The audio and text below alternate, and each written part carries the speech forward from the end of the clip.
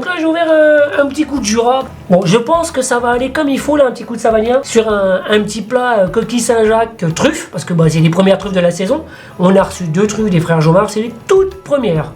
Évidemment c'est de la Mélano, hein. C'est ce qu'il y a de meilleur. Alors les amis, moi j'ai pensé à un truc facile pour Noël, parce que là c'est vraiment un plat de Noël. Coquille Saint-Jacques, truffe.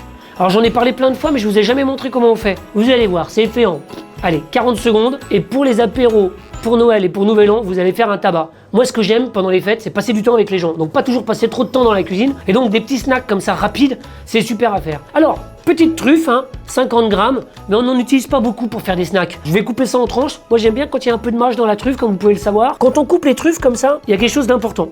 C'est que vous voyez là, elle est bien nervurée, elle est très très jolie, mais il faut faire le prélèvement à la source. Et donc il faut goûter la truffe. Et moi j'adore la truffe crue comme ça. Il y a une longueur en bouche là-dedans, c'est extraordinaire.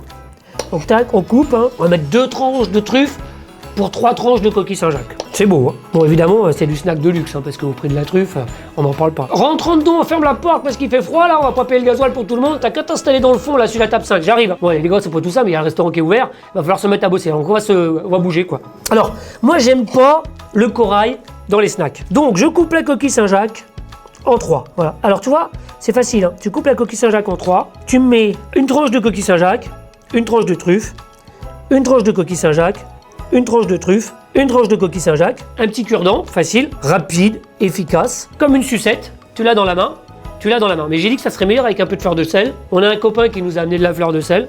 Tu mets juste un tout petit peu de fleur de sel dessus, comme ça, là. Tu laisses ça au contact, allez, 3 minutes pour que la truffe diffuse dans la coquille Saint-Jacques.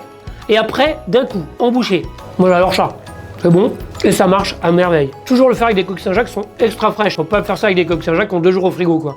C'est bon, hein. Moi, je pensais qu'un coup de Jura là-dessus, ça marchait. Et je pense vraiment que ça marche.